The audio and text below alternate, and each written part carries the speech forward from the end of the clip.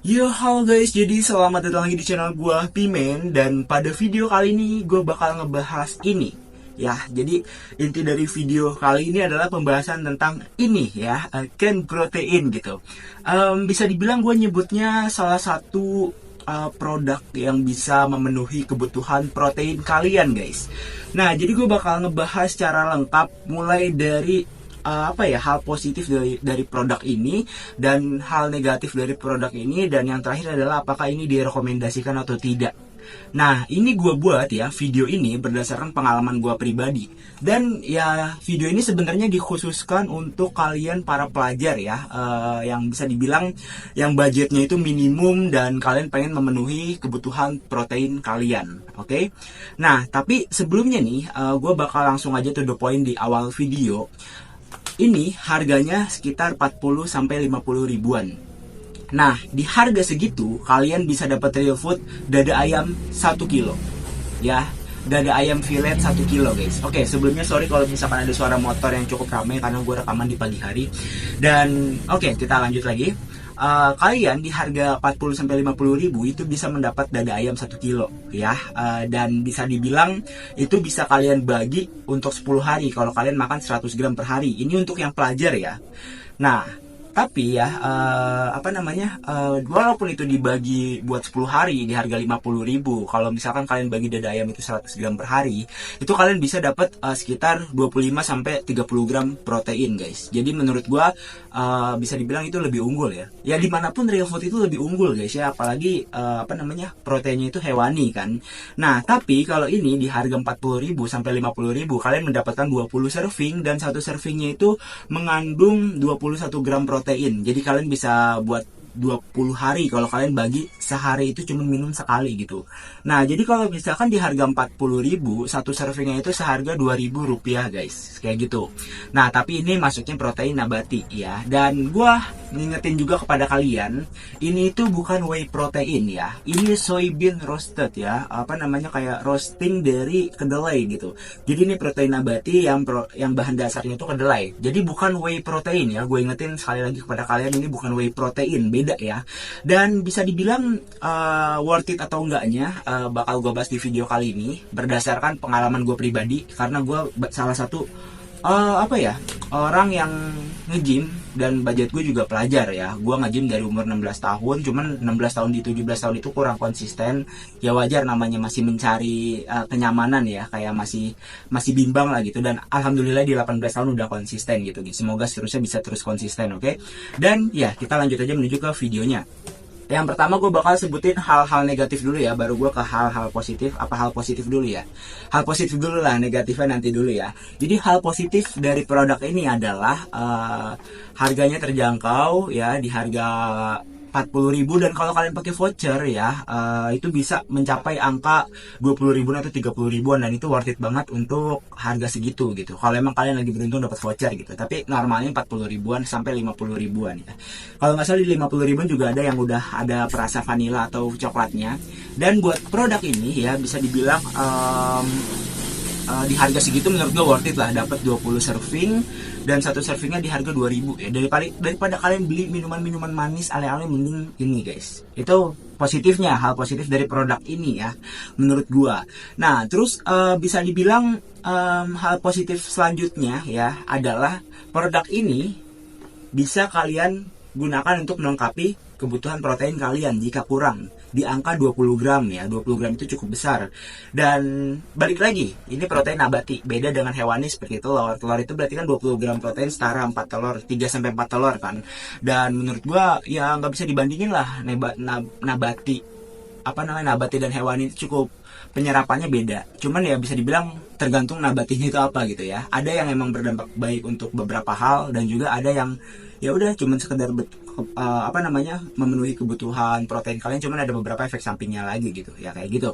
Nah, ini menurut gue hal positifnya di situ guys ya. Untuk budget pelajar dapat 20 serving di harga 40 ribuan, ini worth it banget menurut gue ya. Jadi sehari cuma 2000 gitu kalau kalian mau minum setiap hari. Nah, tapi kita langsung aja masuk ke dampak negatif ya. Jadi positifnya menurut gue di situ ya. Karena gue make ini, gue menyebutkan positif, negatif, dan nanti gue rekomendasi atau enggak gitu berdasarkan pengalaman gue pribadi, dan sampai sekarang pun gue masih pakai ini ya kalau misalkan protein gue kurang. Nah, lanjut lagi ke dampak negatif dari produk ini guys. Jadi dampak negatifnya yang pertama itu di gue adalah bisa dibilang mungkin beberapa kali gue mengalami bukan sakit perut sih, lebih ke gampang kentut gitu. Jadi bisa dibilang oke gini. Dampak negatif dari produk ini menurut gue ya, nggak bisa kalian minum dengan jumlah banyak dalam satu hari gitu ya. Ini menurut beberapa beberapa komentar orang yang gue baca sih ya. Jadi kalau kalian minum setiap hari itu kalian bisa mules, yang pertama bisa kentut ya, bisa dibilang kayak mengalami beberapa masalah pencernaan gitu. Bukan masalah pencernaan sih, mungkin BAB-nya ya agak ada yang nggak cocok, ada yang cocok kan. Balik lagi setiap susu pun begitu ya, whey juga begitu guys ya. Cuman di soybean ini beberapa efek sampingnya cukup lumayan kalau nggak cocok itu cukup merugikan kalian gitu. Contohnya bisa mules, bisa kentut. Kalau hal yang baru gue alamin sih mungkin kentut doang ya, kentut terus kayak bawaannya kayak pengen kentut aja gitu terus gitu. Dan juga kentutnya lumayan bau gitu, kayak ya lumayan bau tapi kayak nggak bau banget gitu ya. Wow, namanya kentut gitu guys. Bisa dibilang Ken Protein ini jujur adalah harga yang terjangkau banget ya. Dan cocok buat pelajar. Itu beberapa hal negatif yang gue tahu ya. Tapi balik lagi guys ya, kalau emang kalian cocok dan dan juga itu kan gue bilang tadi dampak negatif ada beberapa hal kan. Itu ini suara motor tuh peng pak ya, yang ngeselin pak sebenarnya pak. Cuman ya udah kita lanjut aja buat video ya, bisa gue edit suaranya, tenang guys. Karena gue nggak pakai mic apa gini ya, mic bawah nape. Oke, kita lanjut lagi. Ini ya Ken Protein ini bisa dibilang guys ya, tadi gue bilang kan ada dampak negatif. Itu kalau dikonsumsi mungkin dalam jumlah banyak ya. Misalkan sehari kalian pakai 2 serving atau sehari kalian pakai 3 serving. Tapi kalau misalkan kalian pakai 1 serving sehari, insya Allah menurut gue bakal aman gitu ya. Kenapa gue bilang bakal aman ya? Karena suatu hal yang dikonsumsi secara berlebihan atau terlalu banyak pasti ada efek samping yang mungkin kalian nggak sadari gitu. Cuman kalau misalkan kalian mengkonsumsi suatu hal dengan secukupnya, itu menurut gua bakal gak apa-apa gitu. Itu suatu istilah sih sebenarnya, cuman ya menurut gua itu cocok banget untuk diaplikasikan istilah tersebut ke dalam produk ini. Konsumsilah ketika kalian kekurangan protein di hari tersebut ya. Jadi kalian itu buat para nge-gym pemula 0,8 gram sampai 1,2 kali berat badan itu protein yang direkomendasikan untuk kalian konsumsi. Kalau kalian emang mau fokus ke atlet itu baru 2 kali berat badan kalian untuk protein yang harus kalian konsumsi setiap harinya gitu. Gua masih make di 1 kali sampai 1,2 kali berat badan sih untuk perharinya untuk protein, karena budget juga guys ya. Nah seperti itu ya negatifnya. Dan juga ada satu hal yang pengen gue bahas juga, efek negatif yang menurut gue cukup ramai juga dibahas. Katanya produk ini buat gaino gitu ya, yang juga bisa dibilang Kalisdan kalian harusnya tahu ya, yang viral karena ototnya di awal masuk SMK ya, di SMK kalau nggak salah. Itu ototnya bagus banget karena dia kan kalisteknik dan nge-gym. Itu dia ada sedikit gaino gara-gara mengkonsumsi produk ini. Sebenarnya gue bakal kasih tahu kepada kalian ya, hal itu tergantung genetik kalian gitu. Walaupun dalam riset itu kan nggak menyebutkan kalau misalkan pokoknya kalau dalam riset itu menyebutkan, kata-kata gue kebalik guys. Jadi dalam riset itu menyebutkan ya, dalam jurnal lah, gue mendapatkan pemahaman ini juga dari salah satu TikToker juga. Jadi dalam jurnal juga dijelaskan kalau misalkan kedelai ini nggak menyebabkan gaino gitu. Walaupun akan menyebabkan gaino, kesempatan itu sangat kecil gitu. Kecil banget presentasenya. Nah, tapi balik lagi guys, gen seseorang itu setiap satu orang yang berbeda, setiap satu spesies yang berbeda itu beda guys. Gen itu beda di setiap orang. Jadi bisa jadi setelah kalian mengkonsumsi ini menimbulkan gaino karena gen kalian sendiri, dan kalau misalkan kalian aman berarti gen kalian itu aman untuk mengkonsumsi kedelai yang secara berkala atau cukup banyak gitu.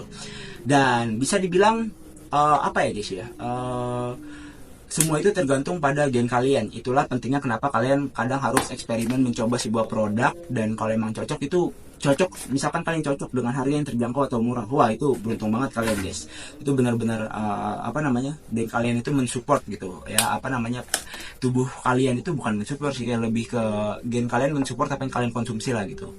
Cuman kalau misalkan gak cocok, udah guys, stop, jangan kalian paksain gitu. Kalau emang kalian gak cocok minum ini ya, misalkan kayak dampak negatif yang tadi gue sebutkan itu berdampak kepada tubuh kalian, kepada hal-hal yang tidak enak di tubuh kalian, stop guys ya, jangan dikonsumsi lagi gitu.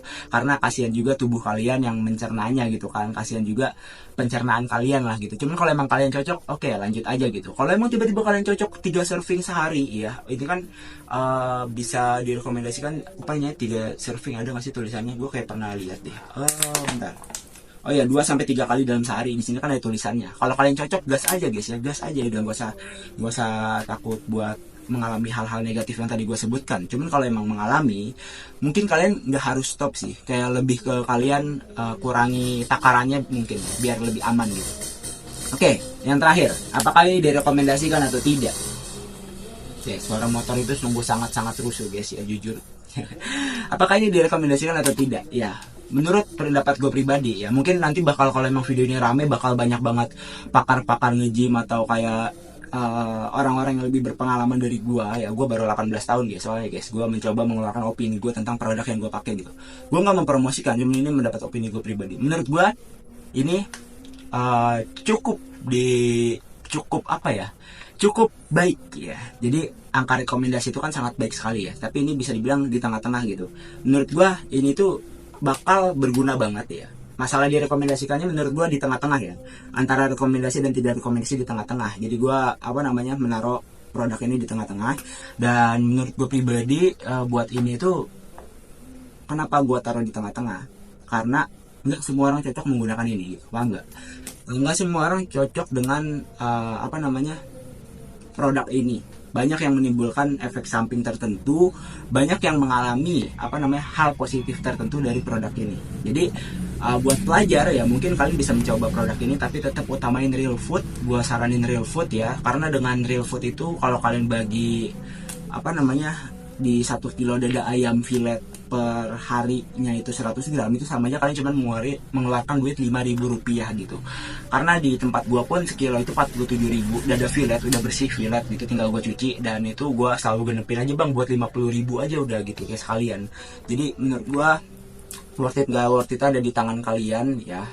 Dan bisa dibilang kalian harus coba dulu produknya, jangan ngomong hal-hal buruk tapi belum mencoba produknya gitu. Karena kan efek samping atau dampak atau hal positif dari produk yang kalian coba itu kan tergantung tubuh kalian sendiri gitu. Kalau kalian emang udah cobain cocok, ya udah itu untuk kalian sendiri. Kalau kalian merasakan dampak negatif atau hal-hal yang tidak enak di pencernaan atau tubuh kalian gara-gara mengkonsumsi sebuah produk atau produk ini, baru kalian bisa cari solusinya, bisa mengurangi takarannya, bisa mungkin menstop mengkonsumsinya. Jadi bebas gitu, sesuai diri kalian sendiri gitu, pilihan ada di tangan kalian gitu kan.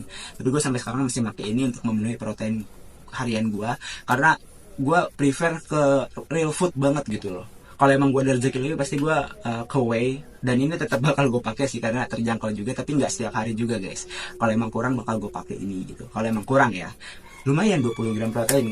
Penyerapannya berarti sekitar di angka 10 sampai 15 gram protein kan, 50 sampai 70% gitu. So video kali ini cukup sekian. Terima kasih buat yang udah nonton video gua. Semoga bisa bermanfaat. Gue minta maaf banget kalau emang banyak kekurangan dalam pembahasan gua ya. Silahkan komentar di kolom komentar dampak apa yang kalian alami setelah menggunakan produk ini. Apakah positif atau negatif itu tergantung di tubuh kalian masing-masing kan. Jadi gue minta experience kalian semua, dan semoga video ini bisa rame biar gue bisa sharing juga pada kalian gitu. So jangan lupa subscribe, dan sampai jumpa lagi di video berikutnya. Dadah, thanks for watching, dan see you later, bye bye, thank you.